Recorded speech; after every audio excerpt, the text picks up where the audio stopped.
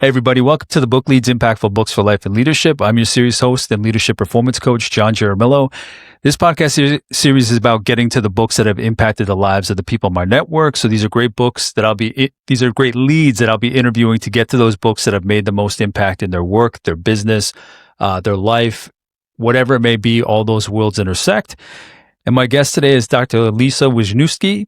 And Lisa is a professor of sociology at Goodwin University. Her research has focused on immigrant studies, the scholarship of teaching and learning, and effective teaching practices focused on universal design for learning. Lisa presents regionally in New England, nationally, and internationally, and has consulted on effective teaching practices, pedagogy, curriculum design, course design at the higher education level. She also has several publications, podcasts, and blog posts featuring her work in teaching and advocacy. She's the host and producer of Community Conversations from Local to Global Engagement podcast. She's the author of Navigating Education as a Forgotten Immigrant, Perspectives from the Eastern European Community. And the results of her research have led to the development of the website Clues for College, a college resource blog. That's a lot of work that you're into, Lisa. It's certainly been a lot of work over the last decade of my career, yes. And I forget how we connected on LinkedIn, but you see people engage with people then you kind of get a feel for who they are. So we connected, and I've seen everything that you've put up, how dedicated you are to your field and what you're doing. So thank you for taking the time to sit down with me. Thank you for the opportunity to have the conversation. I'm really looking forward to it. So Lisa, I gave the bio, but who are you today, especially when it comes to all the work you're doing? What does your day-to-day look like? I'm always curious when somebody's in a field and has their passion, has their focus, and they're doing all this work, what that looks like on the ground, how they execute that, whether it's writing, researching, teaching, whatever it may be. Who are you today when it comes to how you do your work, how you carry your work out? I love that question because I don't think enough people ask that question. I think everyone sees the bigger picture of like what's accomplished, but what does that look like every day, right? Yeah. So I really love that as a first question. Day to day, in the simplest form, it's time management, right? I know what project needs my time at a particular time, right? So what do I mean by that?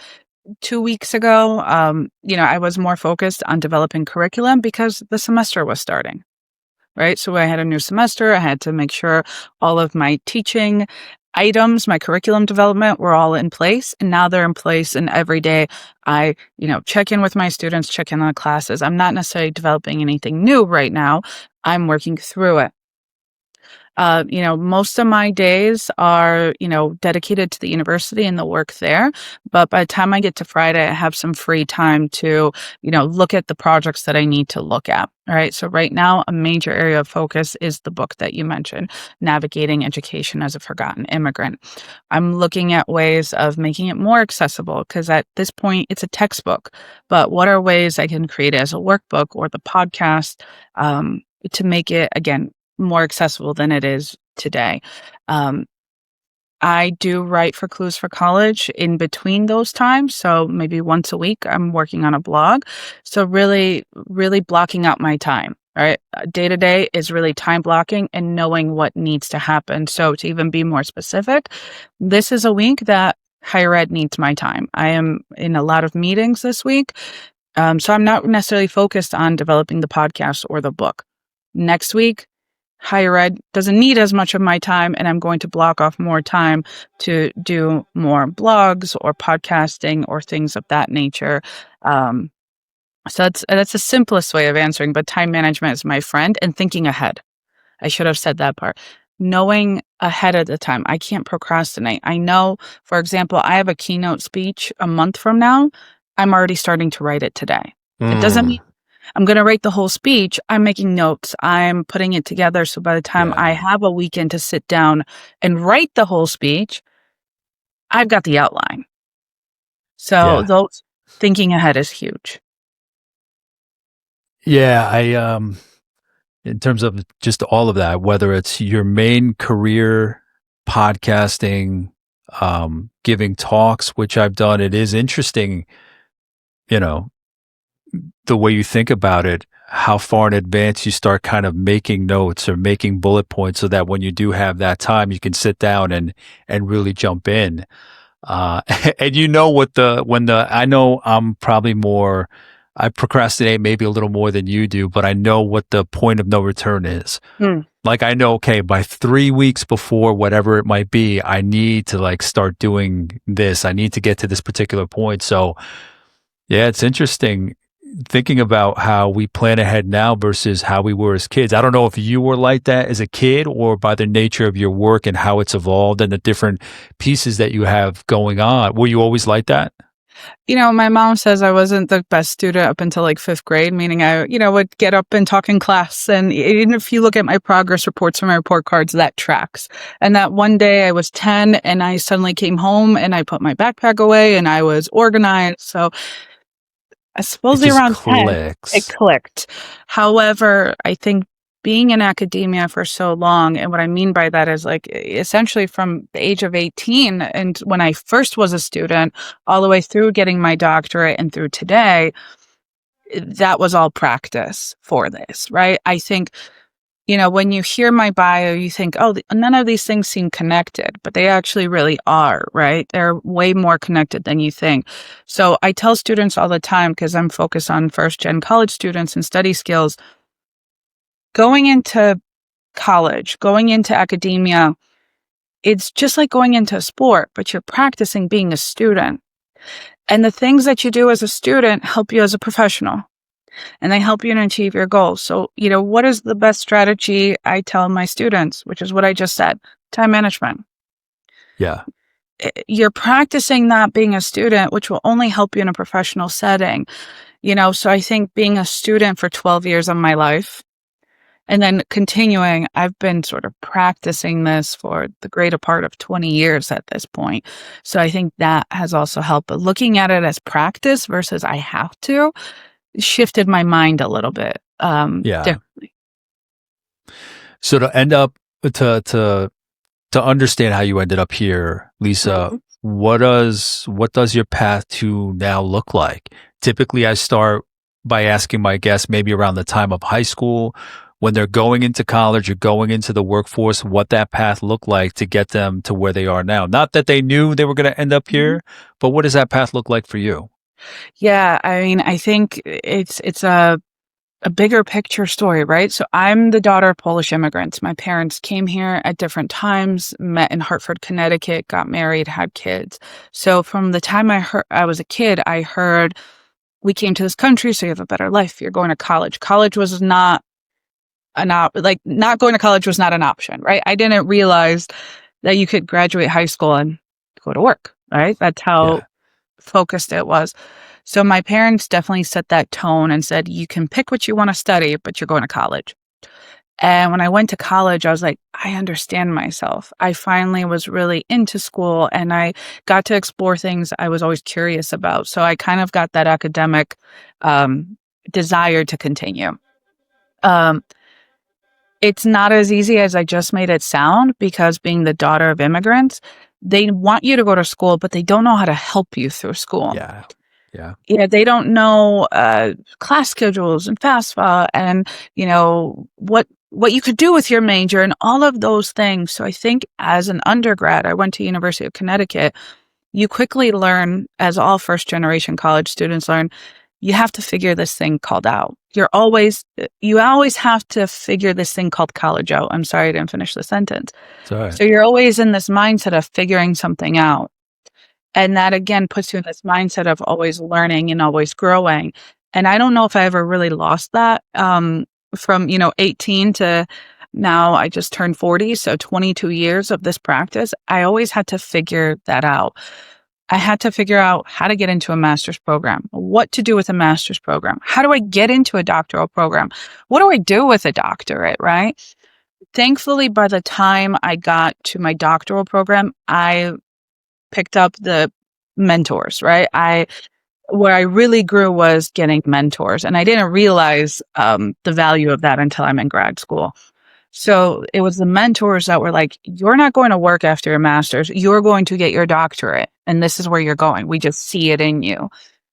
And I was like, okay, I kind of went along. I knew I wanted my doctorate, but I thought I would go back. I thought I would go to work, have a family, go back to school.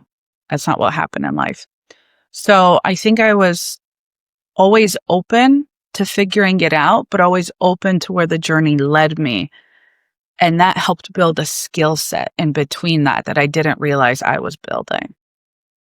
When you started posting about the book, maybe around the time you were writing it or putting it out, I think you had put something on LinkedIn asking questions of people that maybe had a similar experience or something to that effect, something around the experience of first generation students and just how much, because I'm a first gen too of Colombian parents, just how much we didn't have.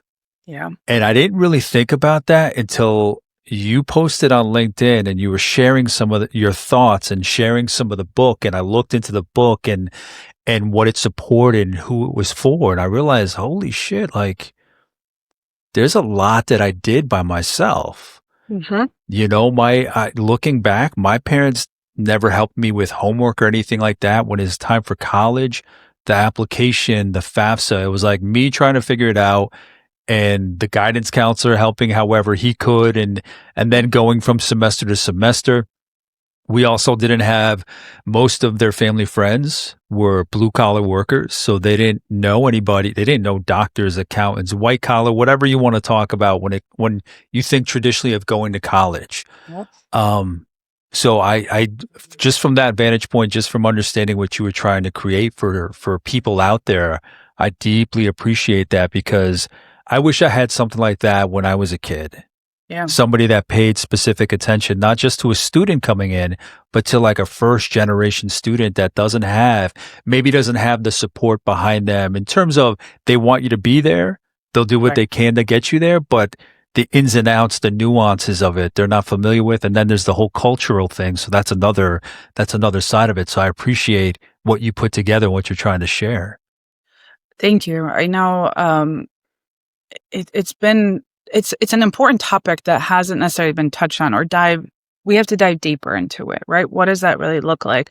You know, if you're in academia and higher ed, you'll hear about first generation college students, but I think we're not asking that question that you asked me in the beginning. What does the day-to-day look like?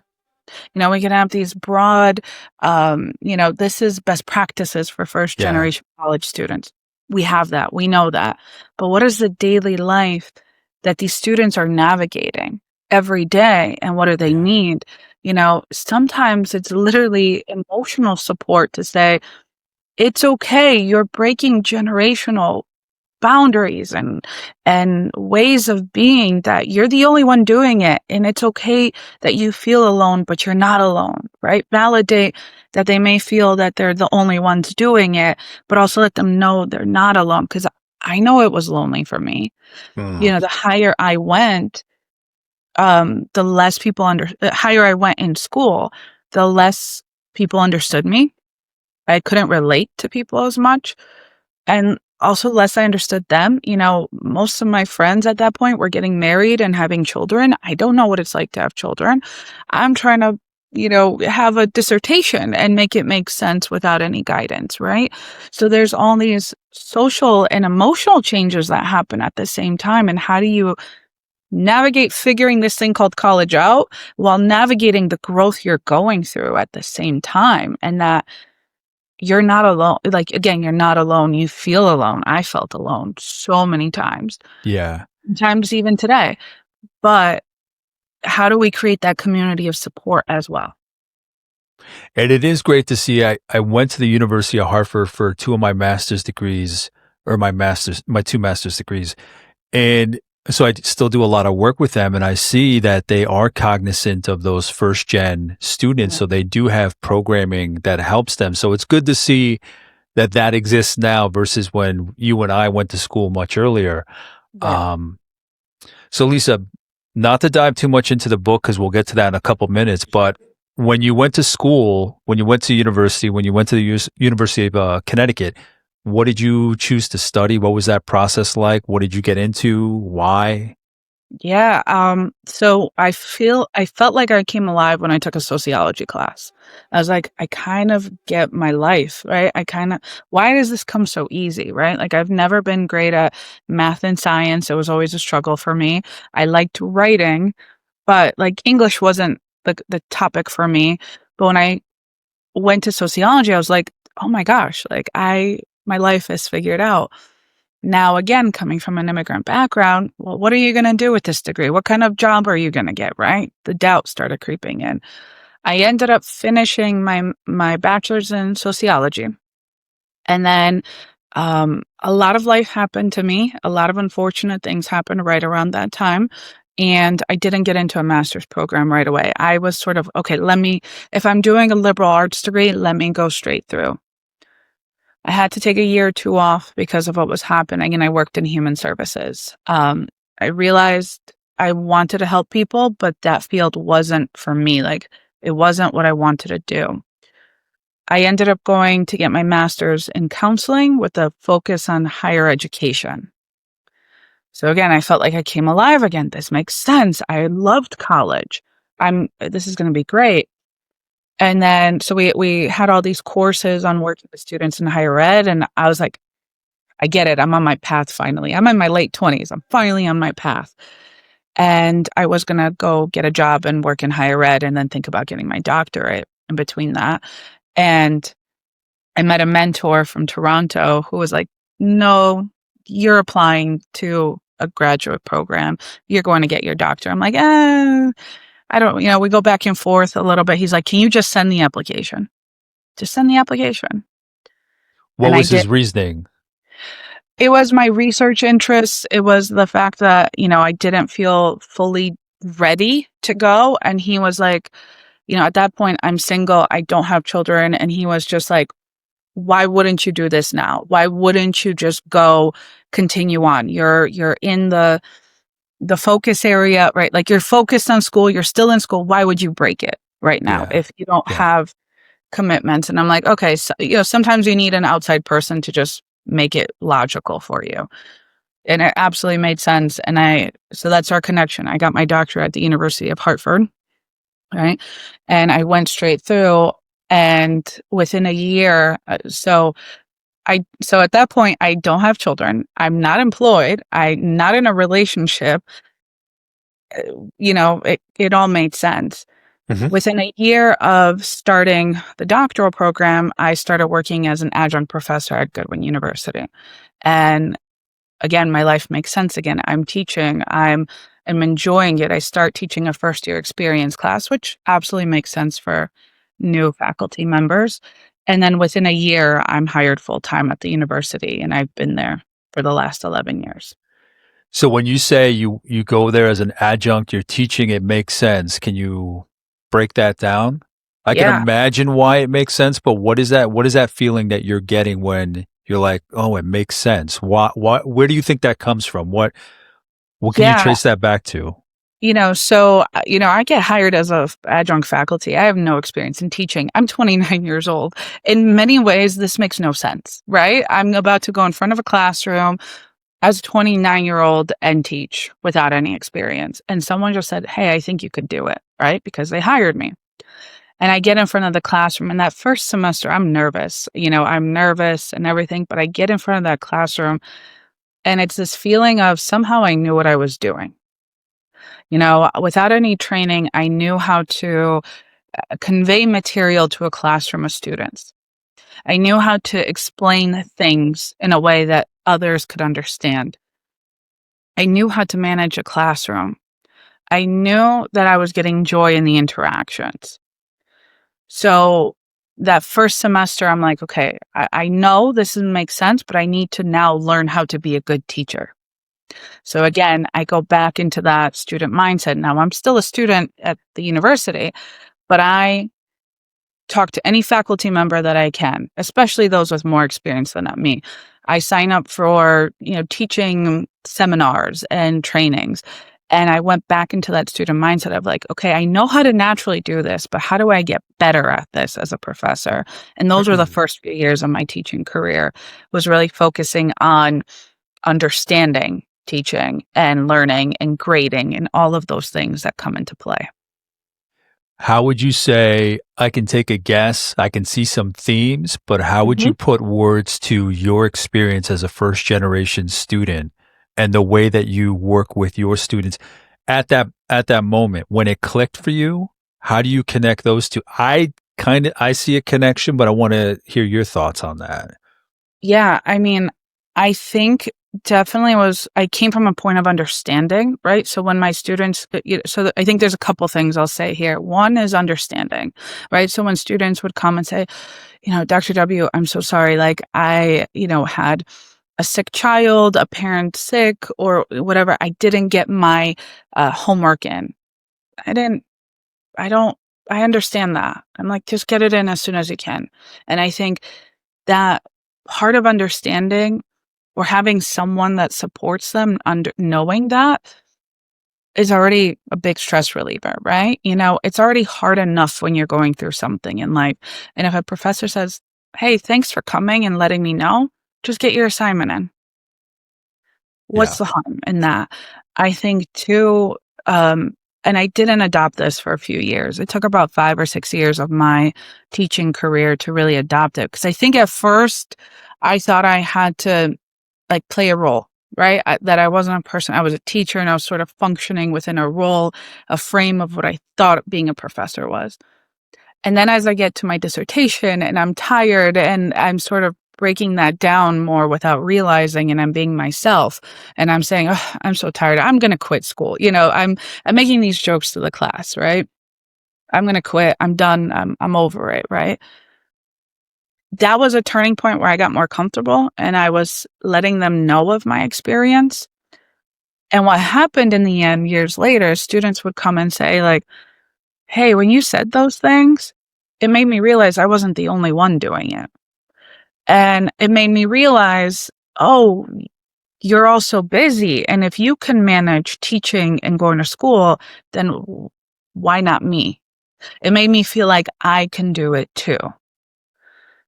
And it wasn't until I heard that from a student at a random picnic. It was a university picnic. They came up and they told me, I was like, "Okay, like you bring that human element." Yeah.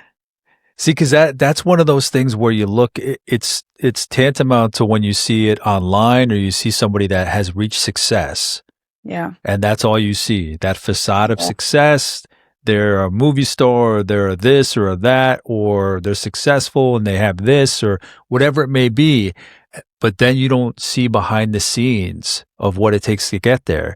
So a lot of people look at any kind of success, any kind of not perfection, but the way they Mhm. carry themselves as, oh, that's just natural to them. Yeah.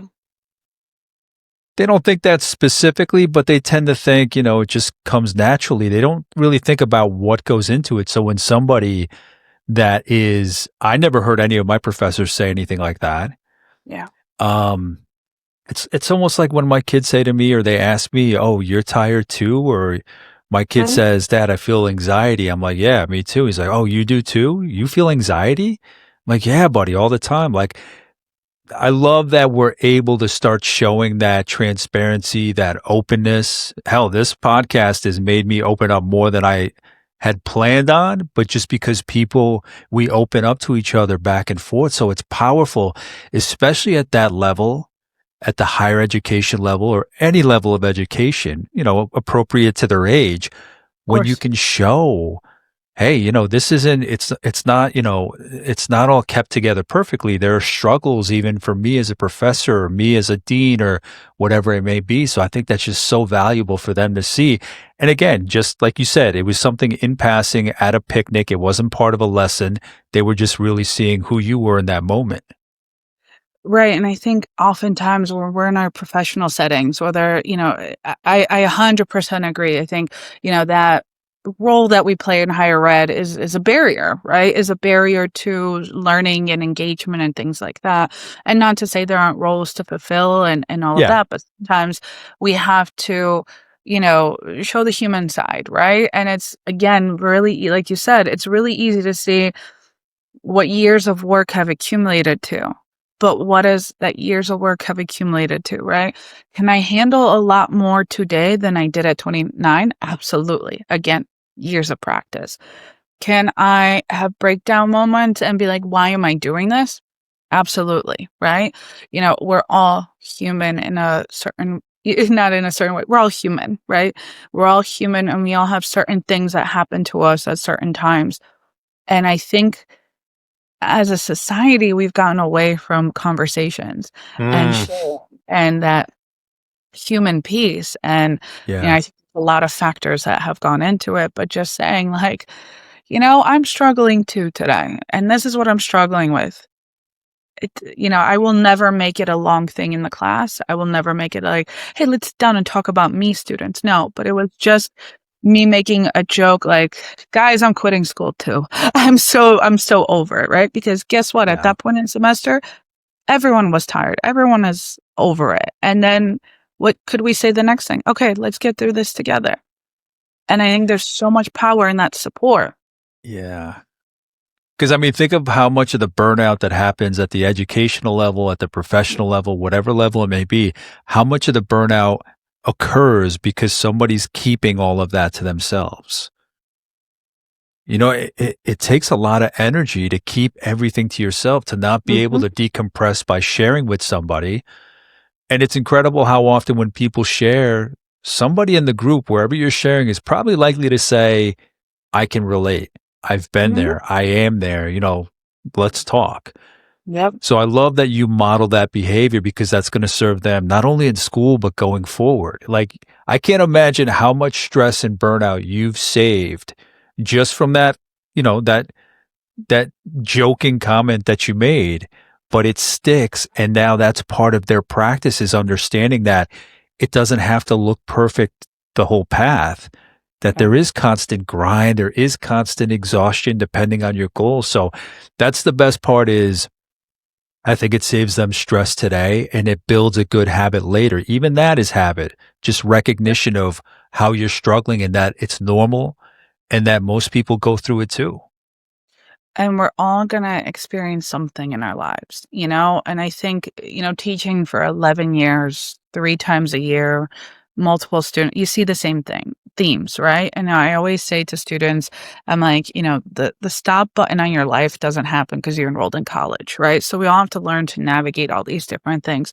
And some semesters are gonna be wonderful, and some semesters, families are gonna have health issues, life is gonna happen.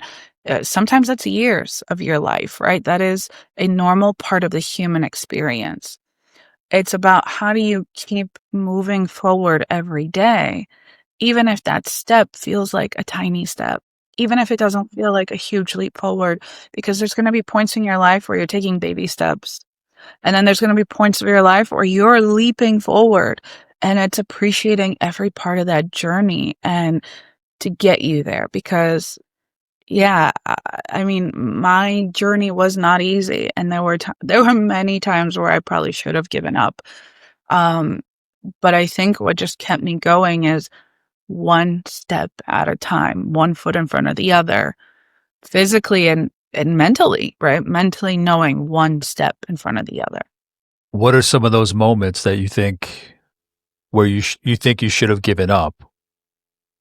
So, when my grandmother died, that was the really big thing that I mentioned in my early 20s. My grandmother was one of the most important people in my life ever, and I really looked up to her. I lived with her, I took care of her. I was a college student who was taking care of my grandmother, not Wow. I wasn't living on campus. I was never living on campus. My grandmother had hip replacement surgery and an arrhythmia and cataract surgery. So I would be driving to Yukon, take my classes, get home to put eye drops in her eyes. And she was just this really significant person in my life that shaped me from a little girl. She survived World War II in Poland, raised a family with very little resources on communism. Like, she just really taught me how to be grateful from a really early time in my life and motivated me that I didn't have anything that was going to stop me. And I never felt like I was going to stop. So when she died, I was 23, 24, and I felt like my world shattered. This big motivator in my life is gone. I felt like my life was over. Um, and that took me a really long time to recover from. It took me years. It was, again, even in her passing, what made me move forward on the first anniversary of her passing. I was just a mess. I was a wreck. I was literally crying all day on the couch. And there was this moment, I don't know where it came from, but I was like, she would be so embarrassed to see this right now. She would be so angry at me that I'm 25, living in America, and I'm sitting on a couch crying and not moving on with my life and thinking about literally surviving World War II, literally not having resources. I was like, what am I doing? How am I living her legacy? So that was a turning point for me. And I pretty much ran scared, if you will. That was like a wake up call, and I just ran and got my degrees. Nothing was going to stop me. Another time where I thought I should have quit was this book idea is 11 years in the making. I wanted to write this book years ago. I was rejected from every publisher. I didn't get a book deal. I was nobody. I was a doctoral student. Not that I was nobody, but I didn't have a name. I didn't have writing samples. I didn't have my career built, so I didn't have anything to show just yet, right? So I should have just given up on this dream and been like, you know what, shelve it. I'm not going to be a writer. I'm going into academia. That's going to be my focus, right? Those were the two sort of really big ones. Not getting into my first grad program. I mean, the list of where I should have quit could probably go on, and we only have so much time for the podcast. But that's incredible. All those moments, all those instances, those times in your life where you came up against a hardship, a challenge, an obstacle, and here you are. I think that's the biggest lesson. I think to your earlier point, it's really easy to see the product of 10, 20 years of work and be like, it made it look easy. It's not that it was easy. It was about getting through obstacles. And that's a skill set that you learn. That is a skill set of, okay, you're literally crying on the bathroom floor, feeling like part of your life is over. It's that skill set to get back up is really the biggest defining fact. People that can do a lot don't do a lot because it's just, like you said, comes natural. They've just learned to navigate a lot. Yeah, that lesson you just shared about getting back up, it can sound so cliche if that's all you say is get back up, don't forget to get back up. But putting a story to it the way you did, multiple stories, multiple instances and eras in your life, that drives it home. That gives it a great example. So thank you for sharing that. Anytime. Lisa, does it make sense from your childhood that this is what you're doing? How do you reconcile who you are now to who you were as a kid? I'm always curious what comes through from someone's childhood in the work that they're doing today. Yeah, you know what? Absolutely. And it's kind of funny. In my family, I am sort of the different one, if you will, because everyone is, again, really focused on math and science. All my cousins are lawyers. My sister's an accountant, right? Like, I'm the only person that really is writing, if I think about my immediate family. So as a child, I read a lot of books. As a child, it's no mistake or not. It's pretty obvious when you know that my favorite Disney character is Belle because she always read. Like, I always loved Beauty and the Beast because I finally saw a character that loved to read and she loved the library, right? It made a lot of sense that 6-year-old me would be like, wow, here's my hero, right?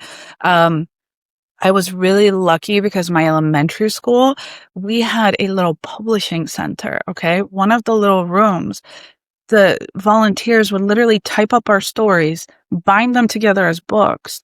And this is, this early experience that I have. I loved going to that publishing center with my new story. And I illustrated them. I was never really into the coloring part, but just seeing a book being bound, that was so neat as a little girl. And I love to write, I love to create stories. I always had a notebook. I was jotting notes. I don't know where they are now, but I have those little stories. Notes like what? little stories I was creating. I was already writing stories. Like I'd be, waiting at a dentist appointment and writing a story, Who knows what I was writing in there? Maybe I was just writing what I saw, but I really do feel like the big kid version of myself. I always have a notebook. I still like reading. It's just different. But now I actually got to publish a book. So I think it's been a lifelong journey.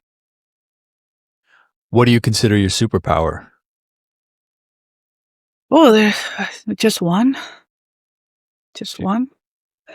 Can you I rank them? so I think perseverance was the first one. Just perseverance. Just getting through. I think another one is making connections, right? What I mean by that, connecting past and present. I understand my family's history. And I understand the opportunities that are in front of me. And even if they don't look like opportunities, even if I have to create them, I will go create them. So I think that understanding of that connecting the past and present also makes me make connections today. Like, in terms of either networking or where to get things done or anything like that. Um, I think understanding is another superpower, even though that kind of sounds very similar, but understanding how to make those connections is what really makes me effective, I think. And then, Lisa, before we jump into your book, last question. What does leadership mean to you? What does great leadership look like? What stands out to you? How would you describe it? So I think service, right away, to me, leadership is service, right? And what does that mean? Either serving your field, your organization, your community, whatever that may be. Leadership to me is because leadership to me is service because leaders need to keep in mind what's best for the people that they're leading. It's not about you as a leader. It's not about what you just want to do. It's how do you serve those that you are working with. And with that, I think that makes you an effective leader because I think a lot of times people forget in the simplest form, you're not a leader if you don't have followers. If nobody's following your message, your journey, your project, whatever it is, are you really a leader even if you have a title, right? So because you have people following you, to me, you have to serve them, serve the greater good, if you will, right? Not Yeah. just people or a mission organization. I'm being broad, right? Because it's Yeah. Yeah. then but okay, for me, I serve in higher education. I serve students.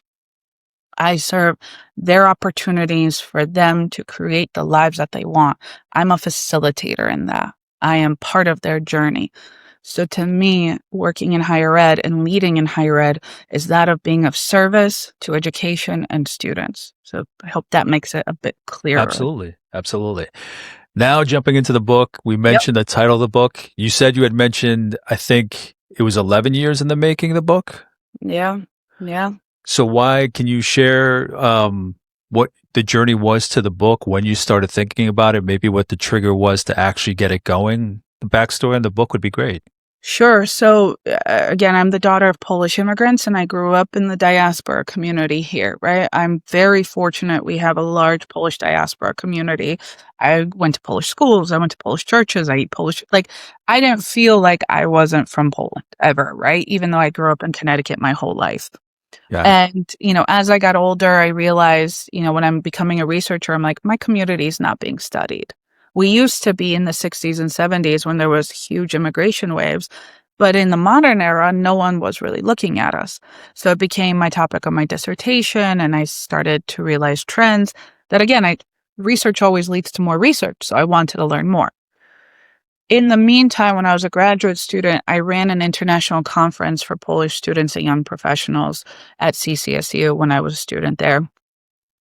And again, saw the same trends I was seeing in research, and I wanted to dive into them deeper. And I was meeting people from all over the world, from Toronto and, from Poland itself and California and Australia, who all had this common thing of caring about their Polish ancestry, even though we were scattered throughout the world. So again, just a curious researcher. So after that conference, I wanted to dive into the book and tell their stories. That's really when I wanted to really start writing. So that was 2013. So actually 12 years in the making.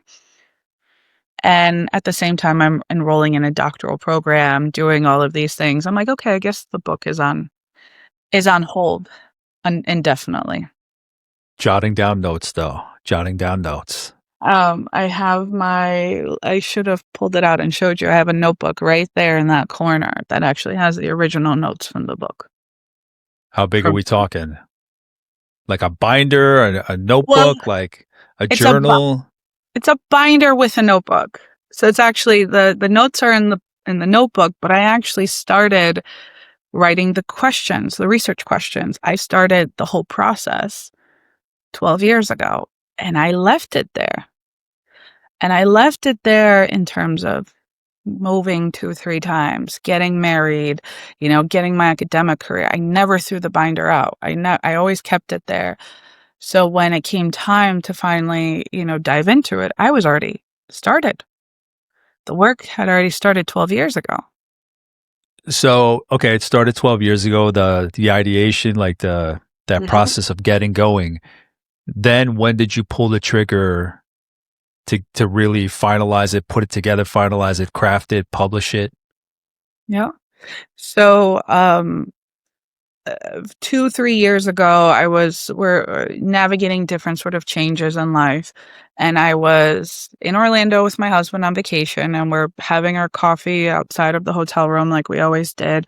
And I'm just saying to him, like, I think I need to get back to writing. I think I miss it. And he simply said, I think that's right. I think you do. And I think you should look into it. Simple conversation over coffee on vacation. So I'm like, okay. So when we get back home, I'm going to take the fall semester to look at publishers. I'm like, Peter, I'm not doing this without a publisher. I'm not going to just jump into something and take away our time. That was our agreement. 3 sentences, 4 sentences. I spent the fall 2023 semester just talking to different publishers, seeing what's out there, what's the interest, what's not. I had a great conversation with the one that I ended up with.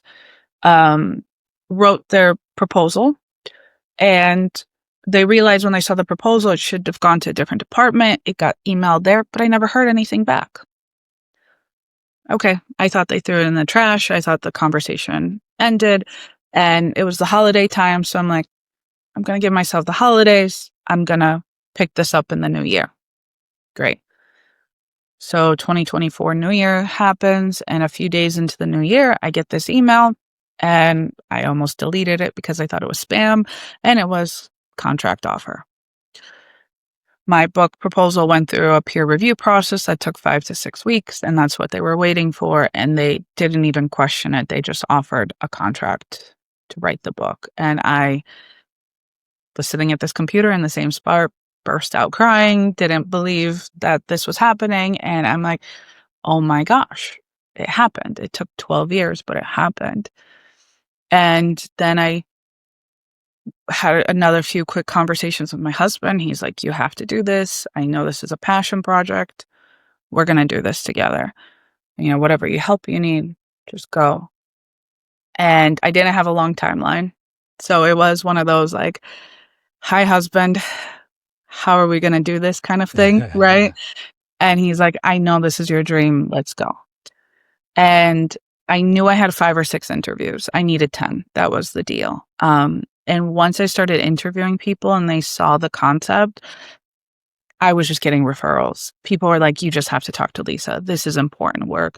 So I think once the information got out there, it spread. The passion for the project spread really quickly and helped me to get to the finish line. So that's why the book itself is dedicated to the community, because the community is what helped make this really come true. So, Lisa, you've spoken about interviews that you had so many, you wanted more, but then in the 12 years that you were building it up, taking notes to the publishing process, how did you structure the book to get that story out there, to tell the story of the interviews? What does it look like? How did you set it up? Yep. So it changed a bit because 12 years ago, I was only going to focus on the Polish community, right? And tell the story of the Polish community.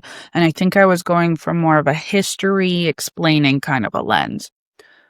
The book itself today is much broader than that. So it is now looking at first and second generation immigrants. First generation immigrant is someone born in Eastern Europe who immigrated here. I said Eastern Europe because I focused on Eastern Europe. Second generation is like myself, the child born in the US to immigrant parents. So the first 5 chapters are the life stories of first generation immigrants. The next 5 chapters are people like me, second generation. That was an important story to tell because if you look at books, usually it's just first gen or second gen. Yeah. It is also now Eastern Europe, not just Poland, right? So I have interviews from people from Russia, Hungary, Romania, Ukraine, and Poland. I looked at the region bigger because those histories are so interconnected. And again, I'm blessed that I have a huge Polish community. And there are other, communities here that are amazing, but there may not have the strength in numbers, right? So like, the person that I interviewed from the Hungarian community, they said they don't have as many festivals. They don't have as many connections to local foods and things like that. She talked about going there, going to speak and learn the language there. She had to actually physically go to the country to use the language. I don't need to do that. You and I can log off this interview. I can go down the street and go to Little Poland and conduct business all in Polish. I don't have to leave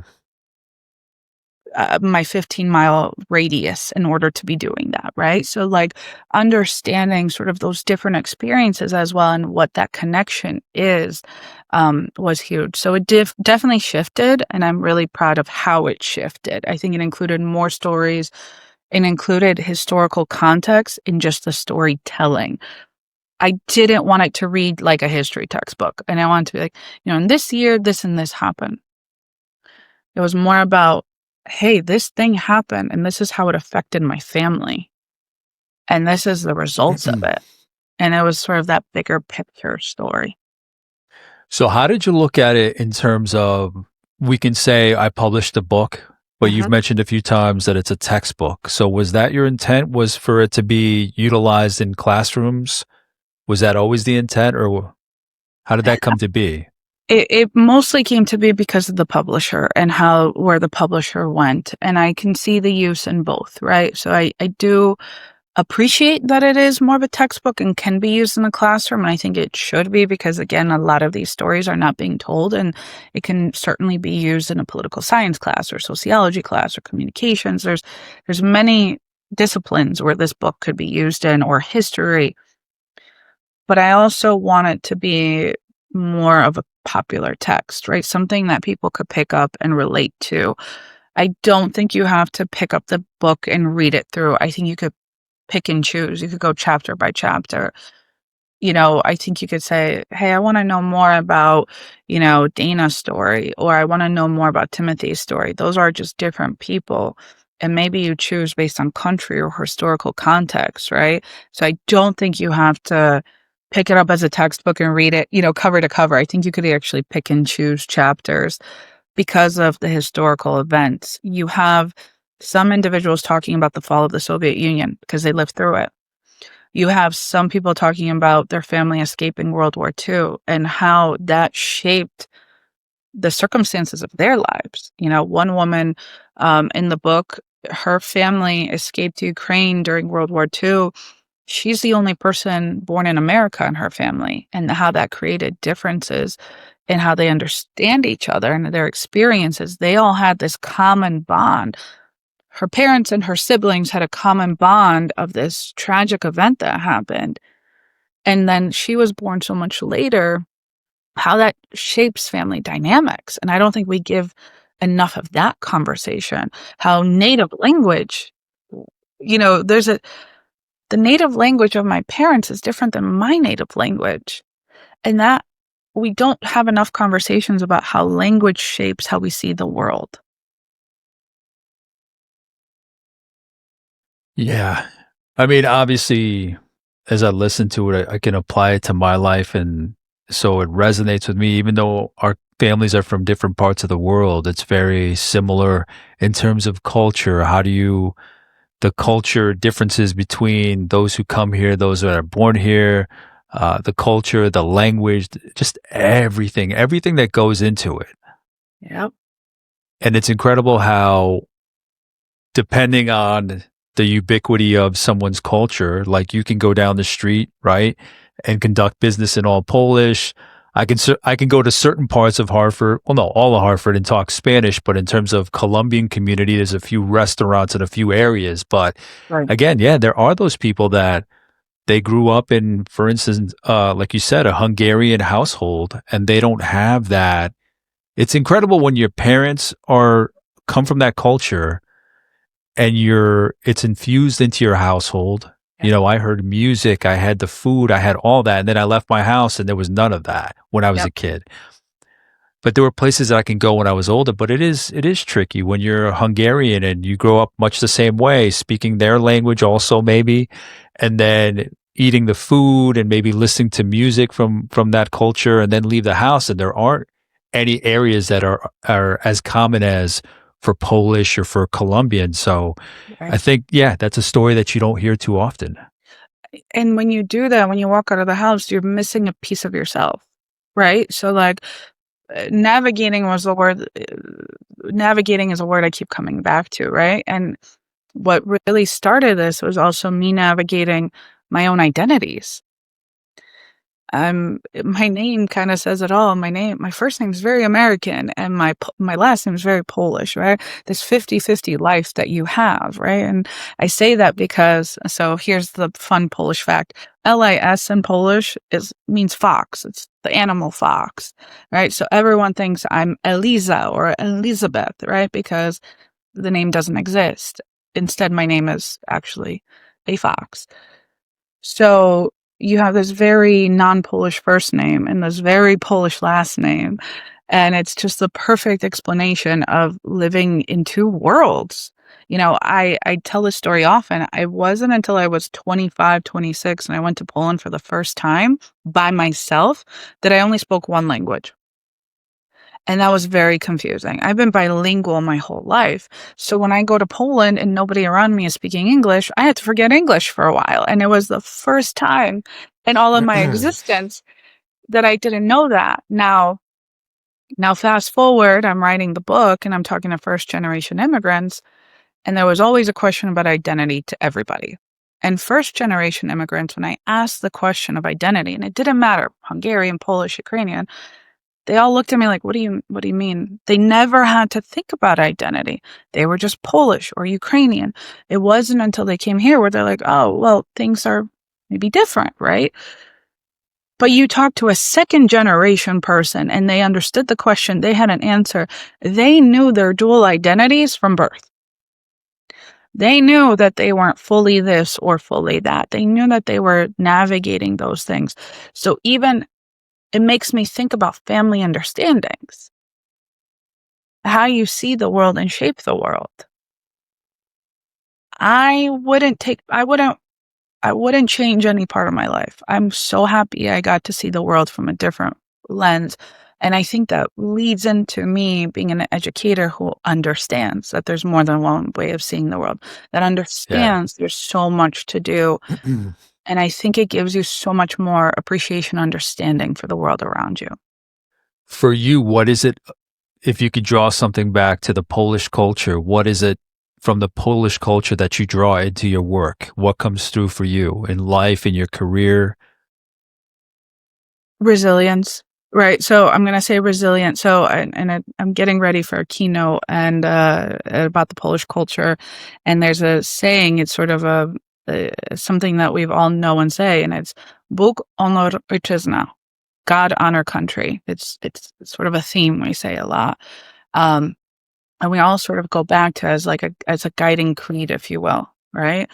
And I think that has helped Poland and the Polish people navigate through many unpleasant things that have happened to them in history, right? We're talking about a country that was taken off maps multiple times, that is overtaken. That was a large kingdom in the 1500s and became non-existent, who went through world wars and, authoritarian regimes coming in. And what happened is there was always a Polish soul. There was always a Polish heart. They didn't give up their language. They didn't give up their traditions. They kept going even when there was no Poland on the map.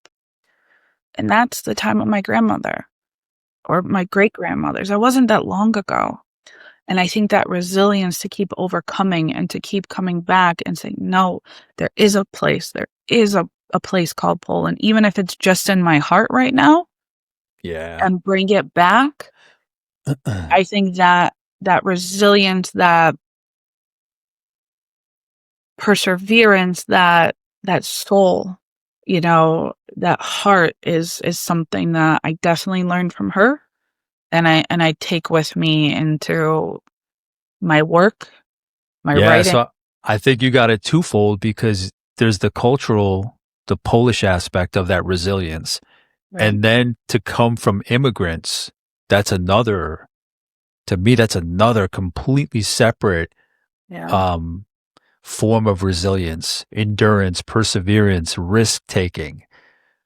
That's what I'm even more curious, having read about your work, seeing what you're up to. I'm curious, and I've spoken to some guests on here who were kids of immigrants, and they Mhm. speak to that. That immigrant mindset. When you come here, it's like, sure, when our parents came here, they were, my father, like in Colombia, the drug cartels were at war, and he was seeing all this violence. He wanted to get away from that, and that's why he came here.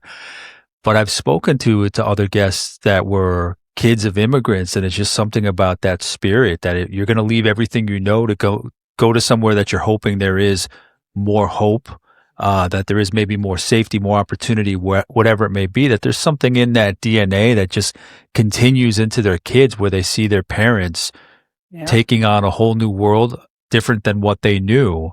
So that's always an area that I'm curious about, is just that resilience that comes down that immigrant family bloodline. It must be, I don't know. I don't know if you have any take on that, just how that resilience from the immigrant kind of passes on to their kid, even if it's a matter of modeling behavior. Right. And I think, a couple thoughts there, because I think there's also a curiosity, right? And um, what I love about where my work is now is that now I can kind of share back with Poland, right? Or people from Poland. So over the summer, I met a young priest who was here visiting from Poland who was really interested in my work.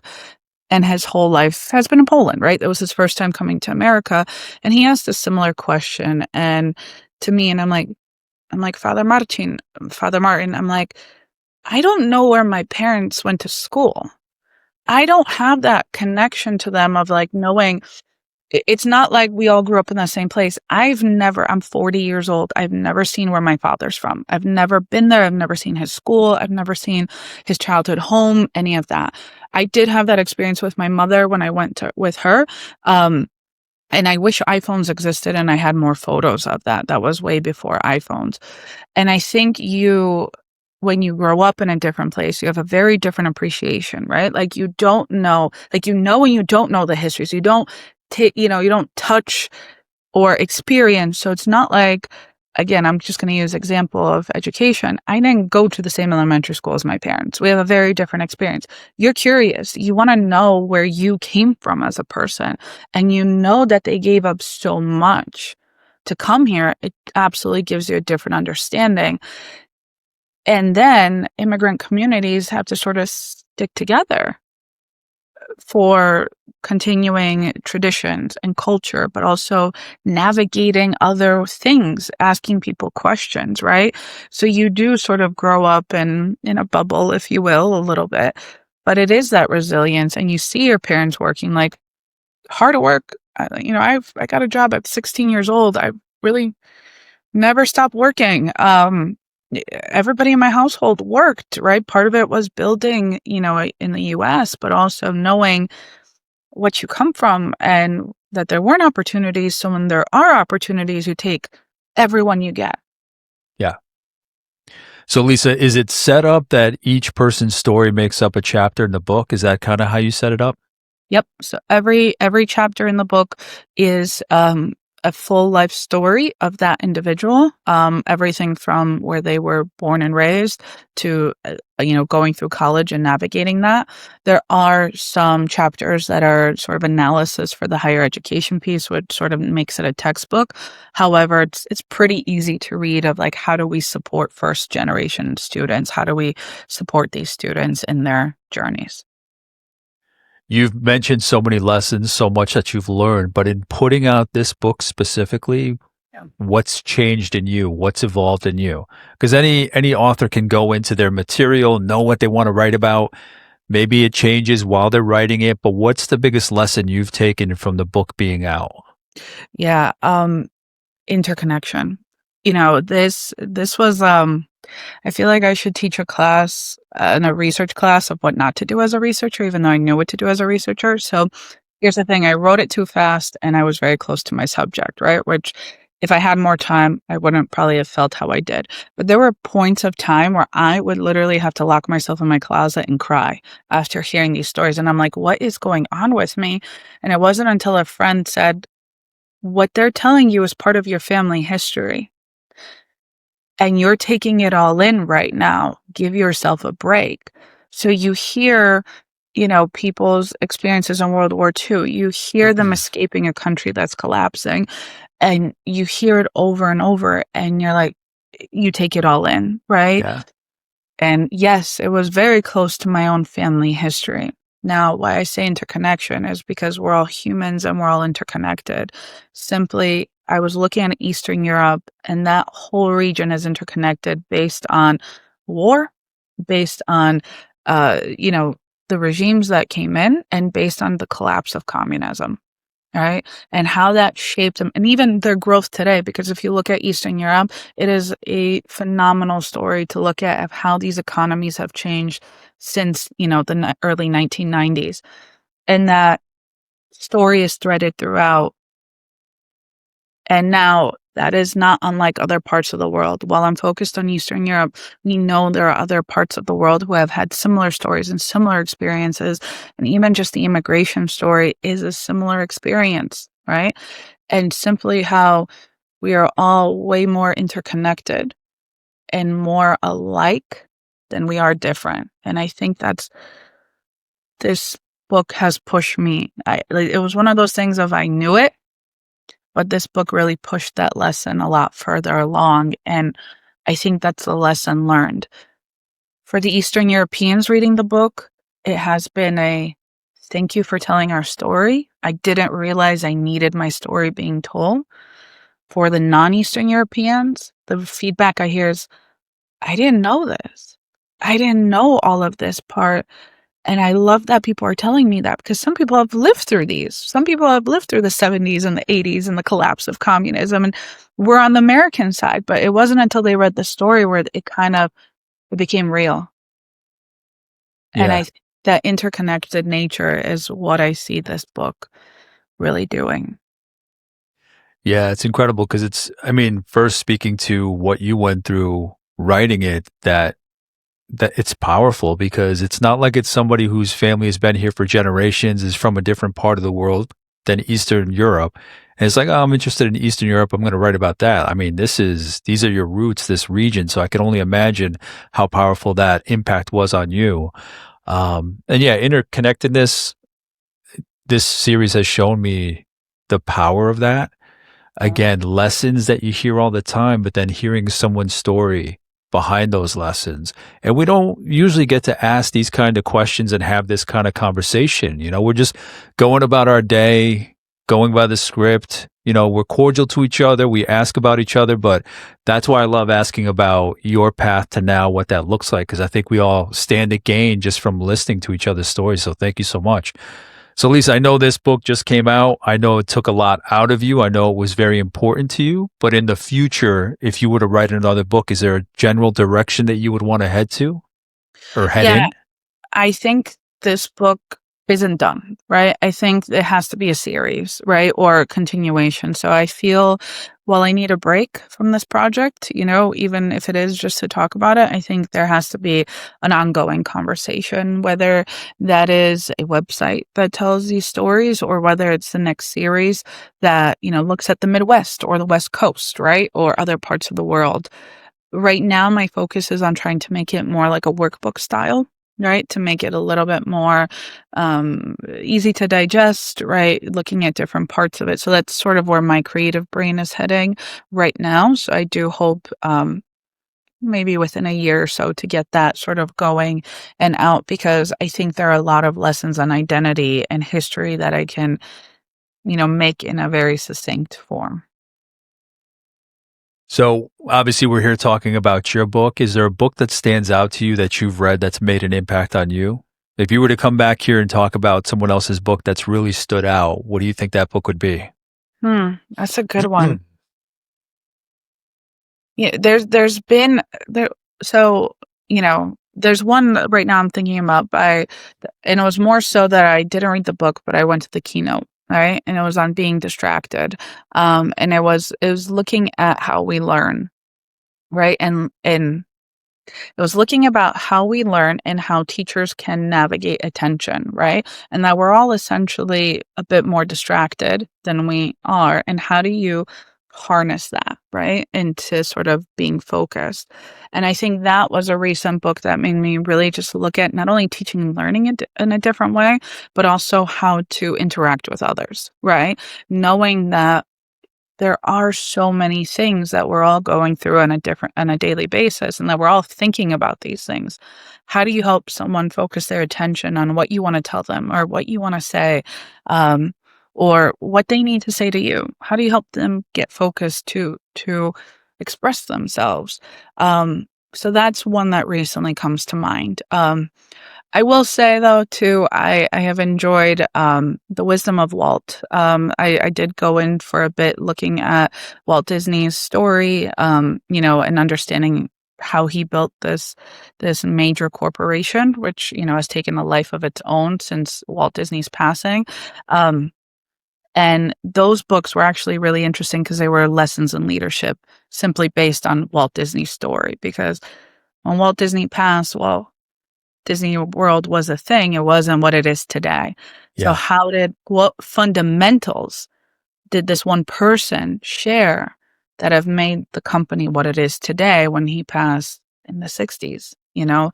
So that was another thing that made me think differently about navigating leadership and management and things like that. So that perhaps was one of the significant books of my recent times. And then Lisa, wrapping up, what are you up to these days? You've shared so much. Is there anything that I maybe didn't ask you that you wanted to share? Anything at all? The floor is yours. Thank you. I mean, you shared a lot of the things that are near and dear to my heart right now. The workbook of creating this book is going to be a big area of focus, and expanding, the blog posts on Clues for College, knowing that students can have a resource that they can access at any particular time. So those are the big things that I'm focused on now. And really looking forward to see where this book is taking me. As I had mentioned a couple times, I will be navigating a keynote in a few weeks. And then right after that, I'm going to Poland.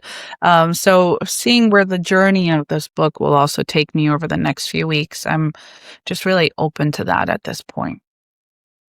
And again, Lisa shared her own book, Navigating Education as a Forgotten Immigrant, Perspectives from the Eastern European Community. Lisa, thank you so much for sitting down for this conversation. Thank you so much for having me here today. And if there's anything I might have missed, there's so much to cover, so little time. But if there's anything that I didn't ask that maybe you want to hear about, I'll reach out to Lisa, see what kind of wisdom, insight, guidance, anything at all I can get back.